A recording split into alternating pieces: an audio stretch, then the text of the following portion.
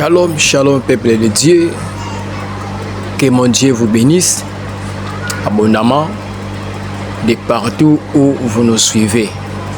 Un grand merci à vous qui nous suivez à partir de l'Europe, de la France, de la Belgique, de l'Allemagne, de la Suisse, de l'Italie, de la Grande-Bretagne. Que mon Dieu vous bénisse, que Dieu bénisse ceux-là qui nous suivez à partir de la Côte d'Ivoire, de la Cameroun, de Gabon. Que mon Dieu vous bénisse, que Dieu bénisse ceux-là qui nous suivent à partir de l'Angola, de la République démocratique du Congo, mon pays. Que Dieu vous bénisse richement. Voilà. Bien-aimés le Seigneur, nous continuons notre série d'enseignements sur la direction divine, la marche avec le Seigneur. Avant de commencer, nous allons prier. Éternel Dieu le Tout-Puissant, merci pour cette grâce que nous puissions connaître la vérité qui est la parole. Car la parole, c'est la vie. Ta parole nous fortifie, ta parole nous guérit et nous délivre.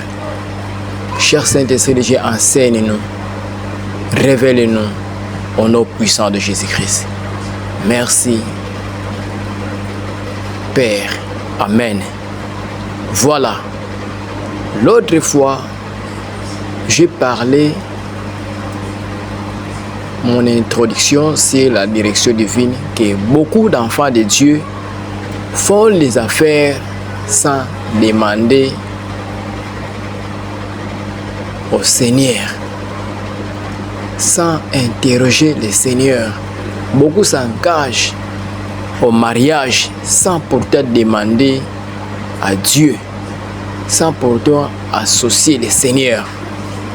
C'est après que la personne a fait ces choses ou son défi ou ses activités, et après, si ça ne marche pas, il veut chercher la face de Dieu. C'est au début, avant de commencer de faire quelque chose, de s'engager dans les mariages, dans le travail,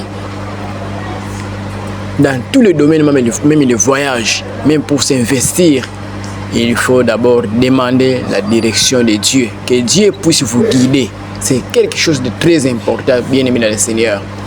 Parce que beaucoup d'enfants de Dieu connaissent les pertes dans leurs activités, dans leurs projets, dans leurs mariages, dans leurs études. C'est parce qu'ils n'ont pas eu le temps d'interroger le Seigneur, d'être guidés par Dieu Tout-Puissant. C'est pourquoi la direction divine est très importante. C'est ce que nous parlons dans ces thèmes. Voilà. Maintenant, aujourd'hui, nous allons parler qu'est-ce que la direction divine. Nous voulons comprendre cela. Qu'est-ce que vraiment la direction divine? Partagez bien aimés dans le Seigneur, partagez, commentez. Dieu ne manquera pas de vous bénir. Prenons la parole de Dieu. Nous sommes dans Psaume chapitre 32, le verset 8 à 10. Psaume 32, 8 à 10. Je lis ce qui suit au nom de Jésus-Christ.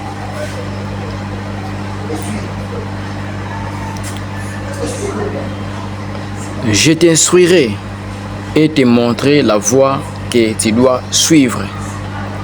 Je te conseillerai, j'aurai les regards sur toi. Ne soyez pas comme un cheval ou un mulet sans intelligence. On les bride avec un frein et un mort, dont on les part afin qu'ils ne s'approchent point de toi. Le verset 10. Beaucoup de douleurs sont la part du méchant, mais celui qui se confie à l'Éternel est environné de sa grâce. Amen. Que Dieu bénisse sa parole. Mais bien aimés dans le Seigneur, selon ces passages bibliques que nous venons de lire, par définition, je veux dire que la direction divine, c'est les instructions et les conseils venant de Dieu pour nous assurer une vie pleine de succès, une vie pleine de réussite et nous aider à éviter des douleurs, des accidents, des pertes, des échecs dans notre vie. Voilà une définition simple pour la direction divine, pour la marche avec le Seigneur. Donc, la direction divine sont les instructions et les conseils venant de notre Dieu de Tout-Puissant pour nous assurer une vie pleine de succès, une vie pleine de réussite, une vie pleine de progrès, une vie pleine d'élévation et nous aider à éviter des douleurs, des frustrations, des échecs, des pleurs, des malheurs dans notre vie. Comprenez, frères et sœurs, que c'est la volonté de Dieu de nous conduire et de nous diriger vers la réussite, vers le succès, vers le progrès, vers l'élévation. Notre Dieu seul, il s'engage à nous instruire. Lui-même, il dit, il s'engage à nous conduire et à nous conseiller pour que nous ne soyons pas comme des chevaux et des millets têtis qu'il faut diriger à coups de fouet. Bien-aimé le Seigneur, toi tu n'es pas un cheval avant de te diriger. Il faut qu'on te frappe. Non, toi tu es une personne.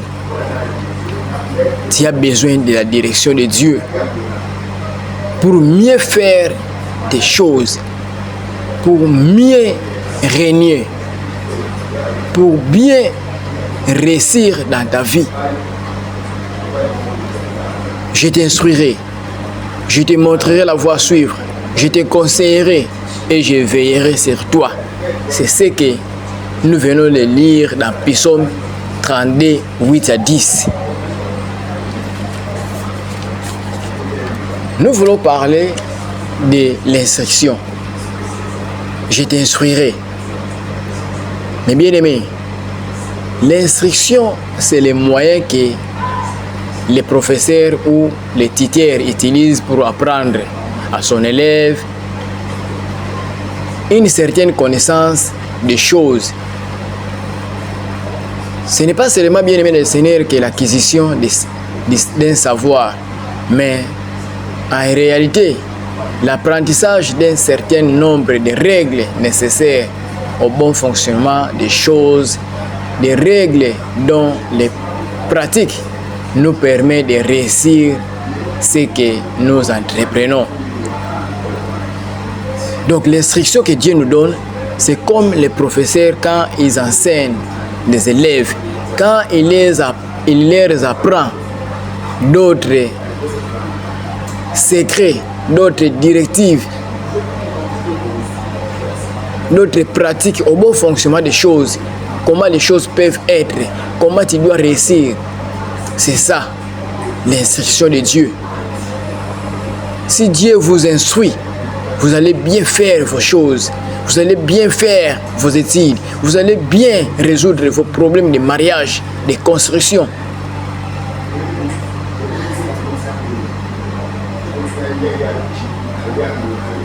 Nous avons besoin de l'instruction divine, bien-aimé du Seigneur, pour remporter les batailles de la vie.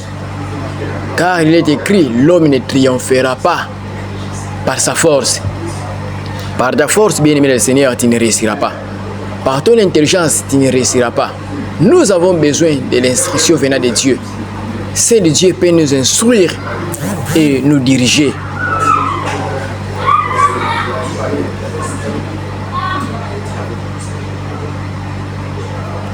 Nous allons prendre quelque chose dans la parole de Dieu.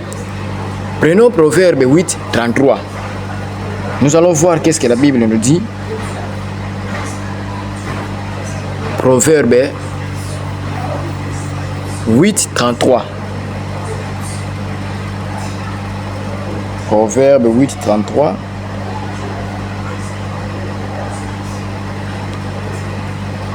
Je lis ce qui suit au nom de Jésus-Christ. Écoutez l'instruction pour devenir sage, ne la rejette pas.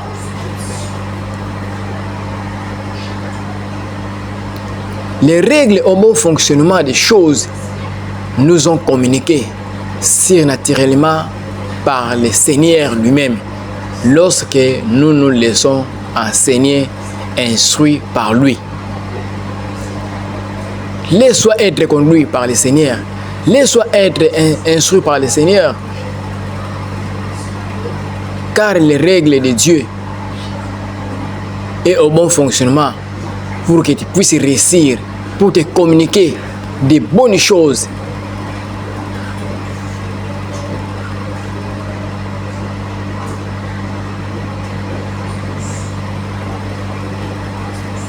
Bien-aimé, il y a un grand homme de Dieu, il y a un grand homme qui a dit que le monde n'écoutera que ceux qui entendent de Dieu.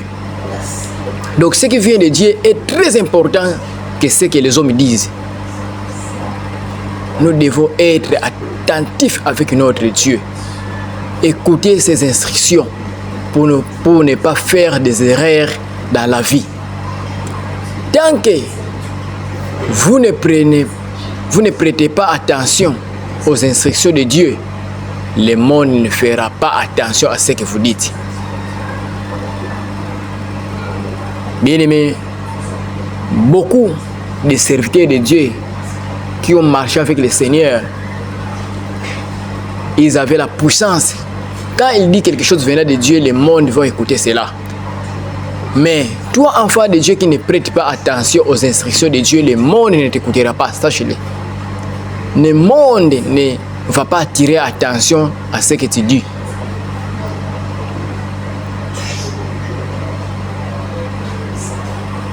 L'instruction a pour but d'assurer la dignité dans la vie, les ministères et toute autre entreprise.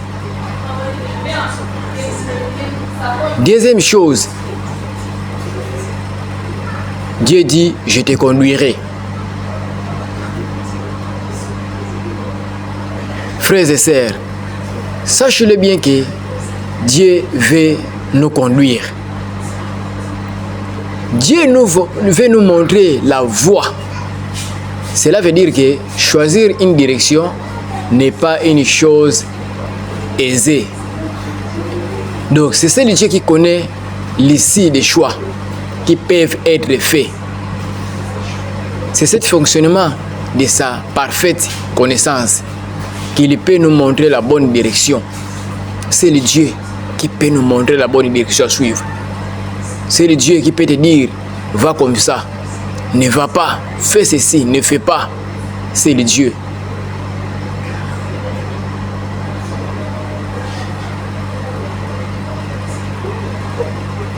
Regardez par exemple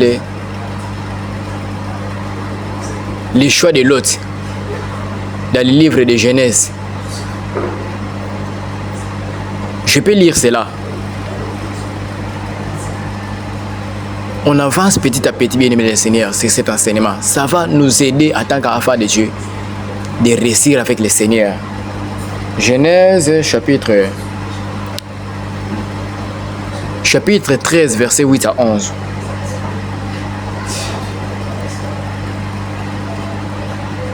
Je lis ce qui suit au nom de Jésus-Christ.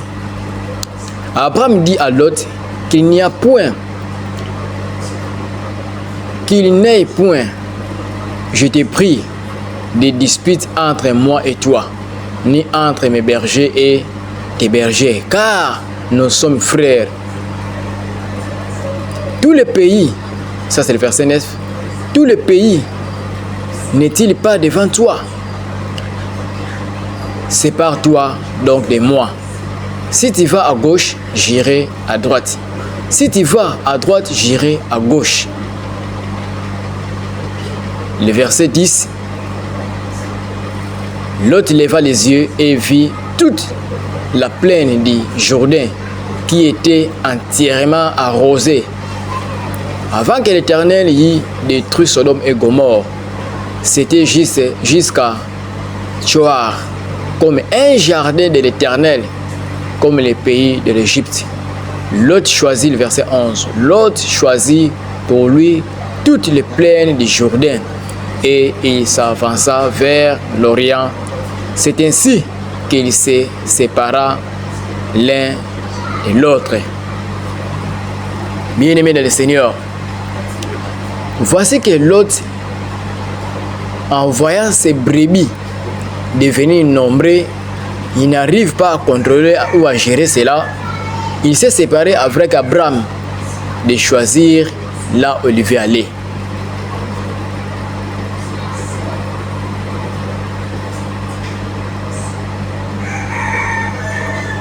Le choix de Lot, bien-aimé, n'était pas bon. Parce que ce n'est pas Dieu qui l'a dit de partir là-bas. Or, Abraham marchait avec le Seigneur.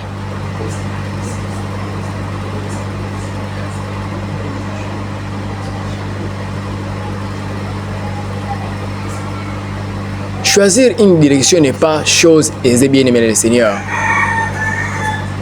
Lot, dans ce livre de Genèse, chapitre 13, il regarda le pays et il dit que c'était comme un jardin. Selon lui, selon les yeux physiques, voyez, nous les hommes, selon les yeux physiques, Lot dit c'est comme un jardin d'éternel. Il a pris ses troupeaux, ses serviteurs, il est parti. Dans ce qui semblait comme Éden, ce que Lot a vu, c'est trouver la mort. Waouh! Ce que Lot a vu comme le jardin de l'Éternel, or c'était comme la mort. C'est là que Lot a perdu sa femme. Bien-aimés le Seigneur, nous avons besoin de la direction de Dieu. La plupart des travail durs n'amènent pas à l'abondance parce que la personne n'est pas conduite par le Seigneur. La plupart des cas de travail dur que les gens subissent, c'est parce qu'ils ne sont pas conduits par le Seigneur. Ils font les choses selon leurs sentiments, selon leurs forces, selon leurs capacités, selon leur intelligence, selon leurs finances qu'ils ont.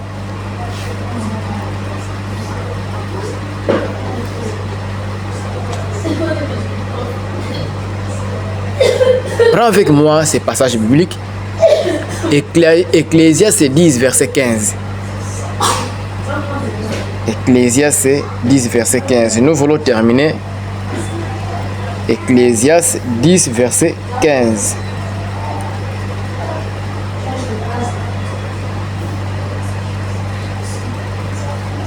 Je lis ce qui suit au nom de Jésus-Christ. Le travail de l'insensé les fatigue parce qu'il ne sait pas aller à la ville. Voyez, le travail de l'insensé les fatigue parce qu'il ne sait pas aller à la ville.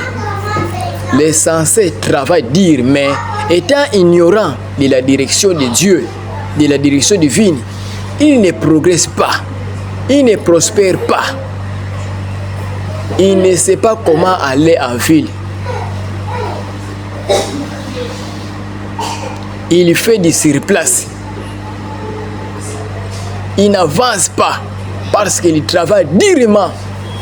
Si vous êtes conduit par le Seigneur, il va vous montrer quoi faire dans votre vie. Dieu peut vous dire, abandonne ça, abandonne le commerce, entreprends quelque chose comme ça. Abandonne ça, entre dans mon ministère. Abandonne ça, fais ça. Dieu seul connaît notre avenir. Je prie que cela ne sera pas ton cas au nom de Jésus-Christ. Je le dis bien, cela ne sera pas ton cas au nom de Jésus-Christ.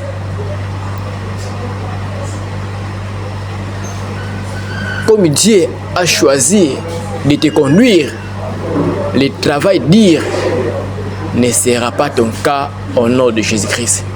David pouvait dire, l'Éternel est mon berger, il me conduit, je ne manquerai de rien. Psaume 23, 1 à 5. L'Éternel est mon berger, je ne manquerai de rien. Je ne me conduis pas moi-même. Il y a quelqu'un de supérieur qui me conduit. quelqu'un qui connaît le passé, le présent et l'avenir, quelqu'un qui connaît le chemin, mon avenir, et garantit aussi même longtemps que je me laisse conduire par le Seigneur lui-même. Bien-aimés, vous avez une destinée et Dieu s'est engagé à vous y conduire si vous coopérez avec lui.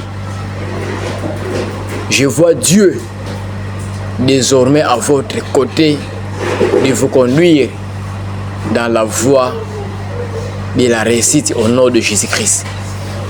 Je vois Dieu vous conduire et vous amener à la voie de la réussite, de succès au nom de Jésus-Christ. C'est à vous de coopérer avec Dieu, de vous laisser que Dieu puisse vous conduire. Je déclare que vous arriverez à votre destination au nom de Jésus. Je déclare que vous arriverez à votre destination au nom de Jésus-Christ. Et il y a quelque chose qui me fait honte même. Regardez par exemple cette tendance d'aujourd'hui. Tout le monde dans cette monde, tout le monde, toute personne dans le monde veut faire du commerce. Est-ce que c'est là vraiment la direction de Dieu? C'est ça vraiment la direction divine? Frères et sœurs, nous ne sommes pas appelés tous à imiter les autres. C'est à toi de choisir, de te laisser que Dieu puisse te conduire. Laisse-toi que Dieu puisse te conduire pour que tu puisses réussir. Ne suive pas les gens. Comme tout le monde fait du commerce, toi aussi tu veux t'engager pour faire le commerce. Non, non, non, non, non, non. Non, non, non, non. Un enfant de Dieu est dirigé par le Seigneur. Ne fais pas comme tout le monde fait.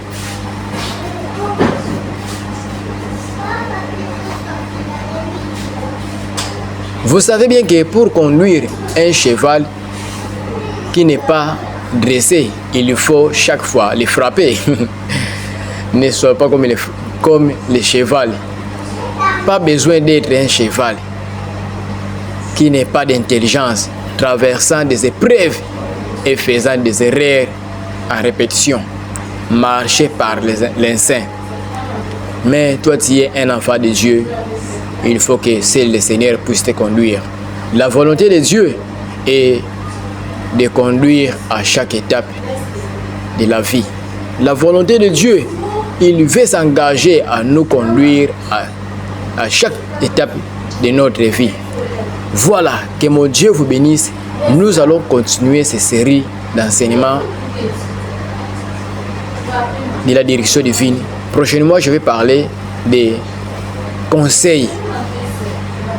Dieu nous donne des conseils pour bien marcher avec lui. Je vais parler des conseils de Dieu qui nous donne pour bien marcher avec le Seigneur. Je vais prier pour vous. Éternel mon Dieu, mon frère, ma soeur, à écouter ta parole. Je te prie de les bénir. Je te prie de les guider. Qu'ils puissent se soumettre en toi, ô Dieu. Je prie que mon frère et ma soeur enlèvent un cœur dur. Qu'il soit obéissant à toi, Seigneur. Qu'il puisse regarder qu'à toi. Et que toi seul, Seigneur, que tu puisses prendre l'engagement de conduire ma soeur et mon frère. Merci, Père, pour cette parole. Change les pensées de mon frère et ma soeur. De faire confiance en toi, le Dieu Tout-Puissant. Au nom de Jésus-Christ. Amen. Que mon Dieu vous bénisse. Il y a un numéro qui est là. Appelez-moi pour vos suggestions. Et je ne manquerai pas de vous répondre. Vous voulez soutenir aussi ces ministères. Il y a les coordonnées qui sont là. Vous qui voulez nous soutenir, il y a les coordonnées qui est là. Faites-les. Dieu ne manquera pas de vous bénir. Moi, c'est votre frère Nzongo RFI Jérôme depuis Kinshasa. Que mon Dieu vous bénisse abondamment. Ciao, à la prochaine numéro.